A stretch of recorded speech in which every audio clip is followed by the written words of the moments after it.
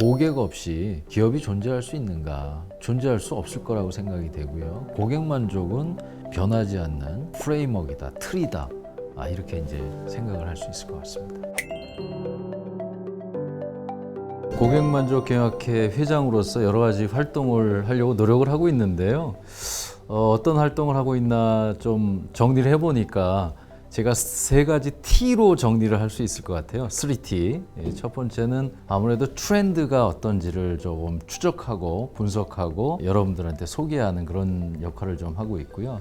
그 결과물은 사례라든지 논문이라든지 또 강연이라든지 이런 쪽으로 좀 연결할 수 있는 것 같고요. 두 번째는 제가 이제 본업이 또 교수다 보니까 아무래도 교육을 하고 있죠. 티칭하고 트레이닝하는 그런 활동을 하고 있는데 기업을 대상으로 하는 교육도 포함이 되고 또 아무래도 학생들이나 또 석박사 과정을 교육하는 그런 활동들을 하고 있습니다. 세 번째는 요새 CS 관련해서 모든 분야가 그렇지만 디지털 전환이라든지 AI 대전환 이런 것들이 일어나고 있어서 역시 이제 기술의 변화가 CS를 어떻게 변화시키는가, 어떤 영향을 미치는가, 즉 테크놀로지에 대한 그런 연구와 영향도에 대한 분석 이런 것들을 하고 있습니다. 르네상스라는 건 아마 재탄생 그리고 과거 것이 다시 돌아오는 거 뭐 그런 의미인 것 같아요. 그래서 CS라는 용어 자체에 집착하기보다는 CS의 본질적인 어떠한 철학이나 생각이나 관심이 기업 경영하시는 분들 또 학계에서도 다시 관심을 갖고 있는 계기가 됐다. 그래서 저는 그걸 이름하여 CS의 르네상스다 이런 이제 명칭을 붙이고 있는데요.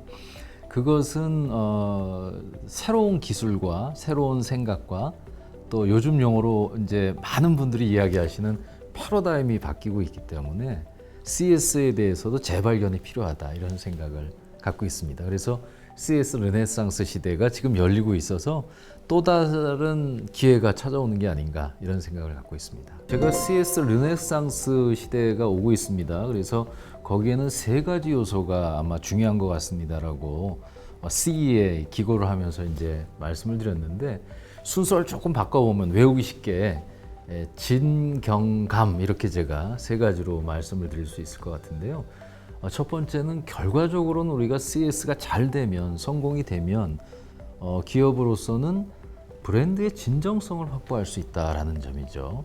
어떤 회사를 어떤 서비스를 좋아하게 되면 거기에 고객들은 정말 팬이 된다 그럴까요? 요새 뭐 이런 K-팝이나 이런 세계적인 트렌드에도 결국 핵심은 팬이 있고 그 팬은 결국 다른 말로 하면 고객, 진정성 있는 고객인데 그들이 갖는 브랜드에 대한 진정성을 어떻게 갖도록 하느냐, 열광하는 고객들을 어떻게 만들 것이냐 이게 이제 첫 번째 요소인 것 같고요. 두 번째는 이제 경인데 역시 경험이죠. 경험, 고객 경험, 커스터머 익스피리언스. 그래서 어쩌면은 기업에서는 CS라는 용어보다는 CX라는 용어에 좀 더 많은 비중을 두고 그런 활동을 하고 있는 것 같습니다. 디지털 전환 시대, AI 전환 시대를 맞아서 고객 만족 경영의 새로운 버전이 CX다 이렇게 생각할 수도 있는데 결국은 고객 경험이 달라지고 있고 고객 경험을 재설계하고 있고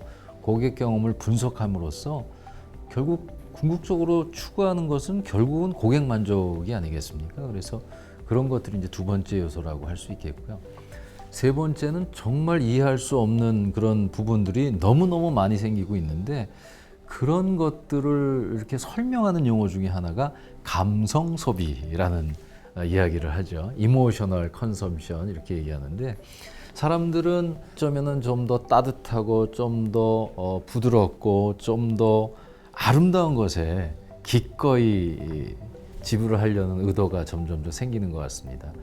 예컨대 뭐 적절한 예가 될지 모르지만 그 요즘 이렇게 다니는 길에 다니는 분들의 가방에 보면 뭔가 붙어 있지 않습니까? 액세서리 같은 거, 인형 같은 거 그런 걸 볼 때 저게 어떤 가치를 줄까? 어쩌면 저런 게 감성을 터치하는 게 아닌가 이런 생각이 듭니다. 그래서 CS가 지금 르네상스 시대를 맞고 있다고 제가 규정하면서 볼 수 있었던 세 가지 트렌드 중요한 요인이라고 한다면 이러한 진경감이라고 제가 이제 표현을 했는데 그렇게 하기 위해서 기업은 또 엄청난 노력을 해야 되겠죠. 그래서 기업이 해야 될 일은 고객들의 변화를 이런 트렌드를 보면서 전략적으로 이제 대응하고 또 경우에 따라서는 선도하고 경우에 따라서는 설명하고 이렇게 해야 되지 않는가 하는 생각이 듭니다.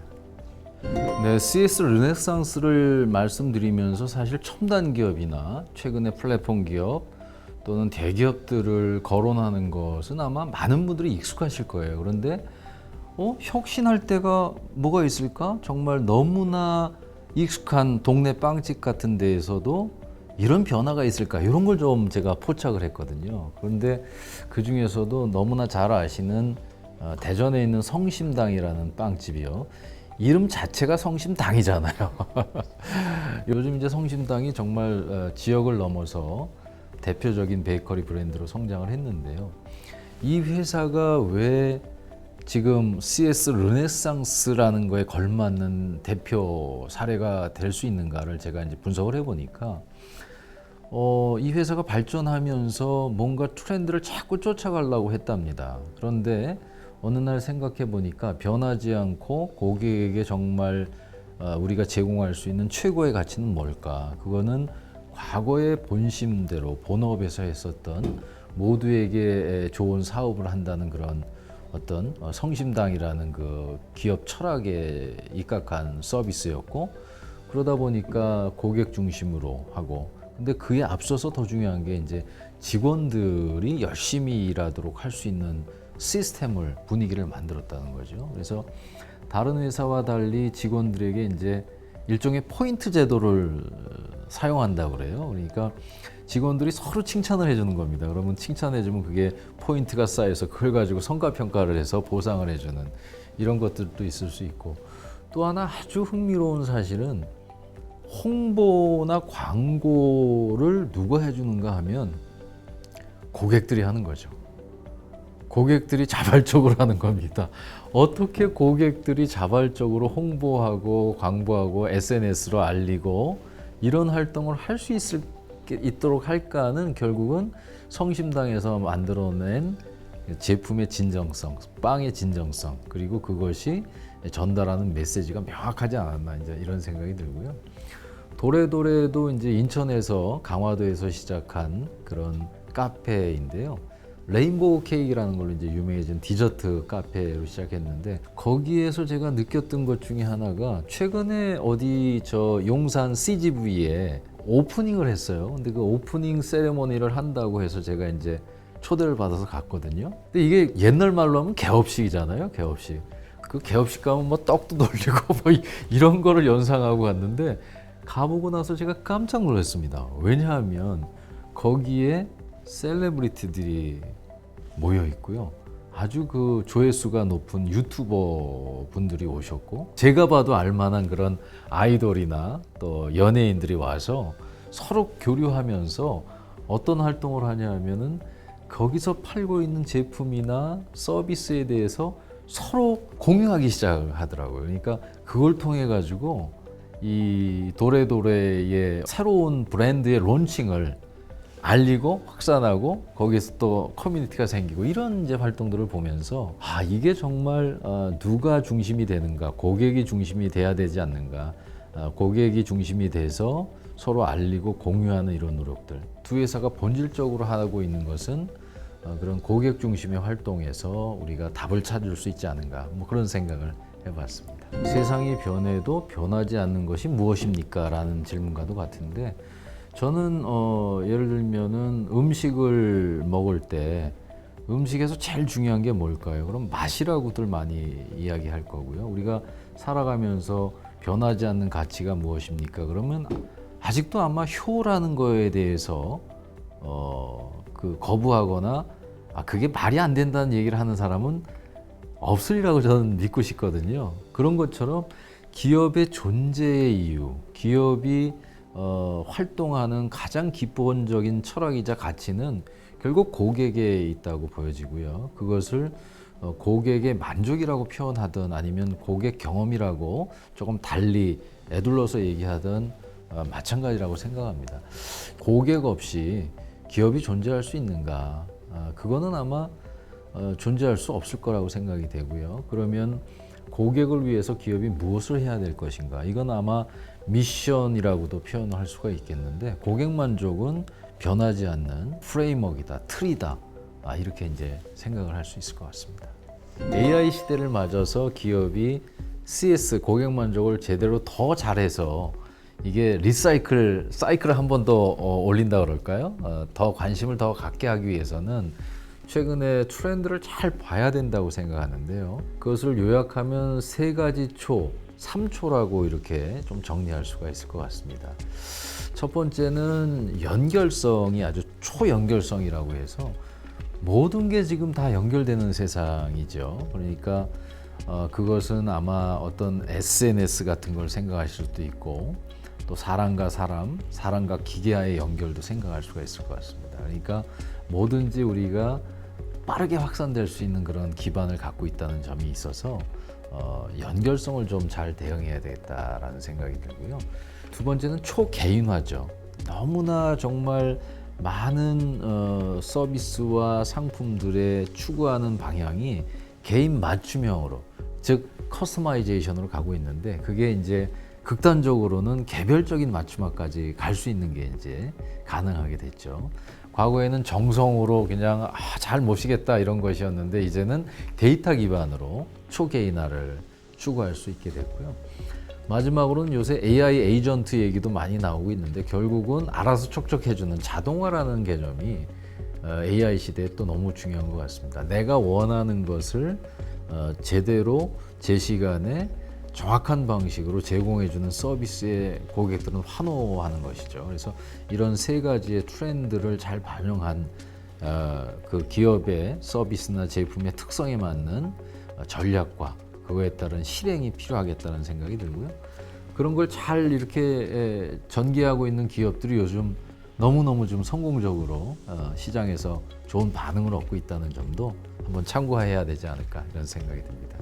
제가 강연을 할 때 많이 하는 질문 중에 하나가 좋은 회사의 조건, 잘 나가는 기업의 조건이 뭘까요? 이렇게 이제 질문을 해봅니다. 잘 나가는 회사의 조건이 뭡니까? 그러면 이제 금방 답변하시기가 어려울 것 같아서 제가 이제 힌트를 좀 드리죠. 박스, 뭐뭐 하고 싶은 기업, 네모 박스, 뭐뭐 하고 싶은 기업, 어떤 회사가 좋은 회사일까요? 이렇게 질문을 드리면 기본적으로 한 세 가지가 정답이라고 저는 이제 추천을 하는 답이 있는데, 그건 뭐 제 마음대로 정한 건 아니고 많은 학자들이 냈던 논문과 또 유명한 책에서 나왔던 그런 내용의 레퍼런스를 달아서 세 가지를 하는데, 세 가지가 뭘 것 같습니까? 뭐뭐 하고 싶은 기업, 좋은 회사의 조건. 첫 번째는 아마 공통적으로 한 번도 안 나온 적이 없는 답은 취직하고 싶은 기업, 다니고 싶은 기업. 그런 거죠. 어떤 회사를 다니고 싶습니까? 그러면은 뭐 월급도 많고, 뭐 휴식도 많고, 승진도 잘 되고 그런 회사를 다니기를 원하는데, 세상에 그런 회사는 많지 않겠죠. 그렇지만 직원 관점에서는 취직하고 싶은 기업을 가장 많이 얘기하는 것 같고요. 가장 답이 그 다음에 적게 나오는 게 두 번째가 투자자 관점에서 투자하고 싶은 기업인 것 같습니다. 주식 투자든 아니면 뭔가 이렇게 좀 관심을 갖고 싶은 기업, 그런 기업이 결국 좋은 기업이 아닌가 생각되는데, 놀랍게도 거의 답이 안 나오는 게 고객 관점에서 거래하고 싶은 기업이라는 얘기가 잘 안 나오거든요. 거래하고 싶은 기업, 고객들이 정말 거래하고 싶어서 정말 열망하고 줄 서고 기다리고, 성심당이나 도레도레 같이 그런 수많은 고객들이 기다리는, 거래하고 싶어서 열망하는 그런 기업이 있다면 정말 좋은 기업이라고 생각을 하는데, 이렇게 투자하고 싶은 기업이나 취직하고 싶은 기업에 비해서 거래하고 싶은 기업에 대한 답변이 잘 안 나오는 이유는 무엇일까 좀 고민이 되더라고요. 이게 우선순위의 문제가 아닌가 싶거든요. 현안이 너무 많으니까 무슨 재무적인 측면도 있고, 투자 측면도 있고, 마케팅도 있고, 또 어떤 규제에 대응하는 것도 있고, 글로벌화도 있고, 요새 무역 분쟁도 있고, 그러니까 뭐 수많은 해결할 과제들이 있는데, 그것들을 극복할 수 있는 것 중에 하나는 결국은 고객의 마음을 얻는 것인데, 고객들이 거래하고 싶어서 줄 쓸 수 있게 만드는 것인데 그거를 다른 말로 하면 결국은 CS가 아닐까 저는 이렇게 생각이 됩니다. 그래서 경영자분들이 수많은 해결 과제와 난제가 많이 있으시겠지만 본질적으로 들어간다면 결국은 취직하고 싶은 기업, 투자하고 싶은 기업, 거래하고 싶은 기업을 만들어 가시는 건데 그것은 결국 이해관계자의 만족이라는 틀로 생각할 수 있겠고요. 그중에 거래와 관련된 것은 고객 관점에서 결국 고객 만족이 아닐까, CS가 아닐까 이렇게 생각이 됩니다. CS 아시아콘 컨퍼런스죠. 11월 4일에 열리게 됩니다. 93년에 처음 시작해서 어느덧 30년이 넘었고요. 또 아시아로 확대한 지 이제 작년부터 시작해서 두 번째로 큰 행사가 열리는데 아마 와보신 분들은 알겠지만 정말 세 가지가 특징적인 게 아닌가 생각이 됩니다. CS에 관해서 이보다 더 현장감 있는 케이스를 만날 수는 없는 것 같습니다. 선진 사례도 물론이고 그리고 이제 더더군다나 지금 아시아 CS콘으로 발돋움할 수 있었던 것은 우리가 이제 다른 분야와 마찬가지로 K라는 접두사가 붙는 여러 가지 K-팝이라든지 K-무비라든지 이런 게 있습니다만 K-푸드가 있습니다만 KCS라는 것이 이제 새로운 중심이 되고 있다라는 측면에서 좋은 사례들을 만날 수 있다는 게 첫 번째고요. 두 번째는 많은 연사들이 그 대화도 하고 발표도 하고 연결을 할 수가 있습니다. 커넥션을 할 수 있다는 거죠. 그래서 교류할 수 있는 너무 좋은 기회고요. 그 안에는 새로운 이론을 제시하는 교수님도 계시고 또 실무에 계시는 선도적인 이론가들도 있습니다. 그분들하고 이제 교류를 할 수 있고요. 그리고 제일 중요한 거 세 번째는 뭘까요? 같이 모인다는 거죠. 컨퍼런스라는 게 말 자체가 모인다는 거거든요. 그래서 같은 분야에서 고민하고 또 발전시키기 위해서 노력하고 있는 커뮤니티의 멤버들이 함께 모여서 대화하고 또 미래지향적인 아이디어를 공유할 수 있다는 점에서 꼭 참석하셔서 좋은 교류도 하시고 케이스도 보시고 커넥션도 넓혀가시는 네트워크도 넓혀가시는 그런 기회가 됐으면 좋겠습니다. 특별히 KMAC 한국능력협회 컨설팅이 주관을 하고 또 한국고객만족경영학회가 열심히 참여를 하고 있으니까 아마 여러분께 CS의 새로운 지평을 알려드리고 공유할 수 있는 지식 공유의 향연이 되지 않을까 이런 생각이 듭니다. 꼭 오시기 바랍니다.